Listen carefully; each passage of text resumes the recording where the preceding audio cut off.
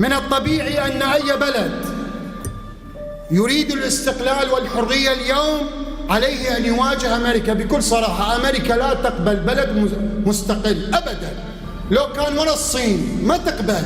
أمريكا مستكبر تريد تهيمن. من يريد الاستقلال للعراق يجب أن يستعد للمواجهة، وأقصد بالمواجهة ليس حمل السلاح بالضرورة.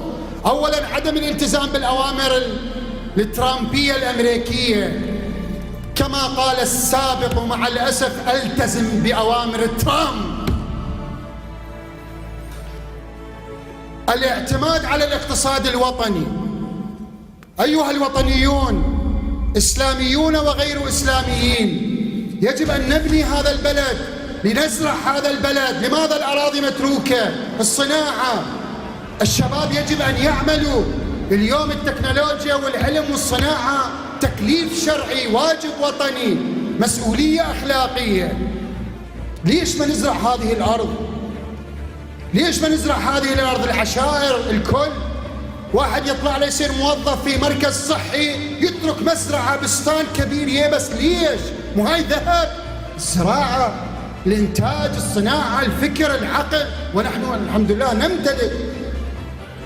إذن اليوم مواجهة الاستكبار الأمريكي بالاقتصاد، مواجهة الغزو الثقافي، هاي أيضا مواجهة مهمة، الإعلاميين خصوصا، الشباب، الفضاء المجازي، تضعيف الوجود الأمريكي في العراق. اليوم السفارة، وأنا قبل شهر هنا ذكرت،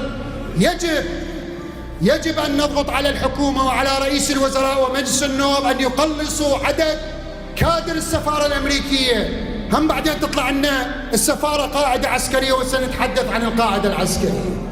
شنو عدة آلاف سفارة أمريكية، أكبر سفارة أمريكية في العالم. والله عار علينا، والله عار علينا. على أي أساس أكبر سفارة في العالم في بغداد؟ لماذا؟ والله أعلم. دول الآلاف شنو؟ CIA ومخابرات وفساد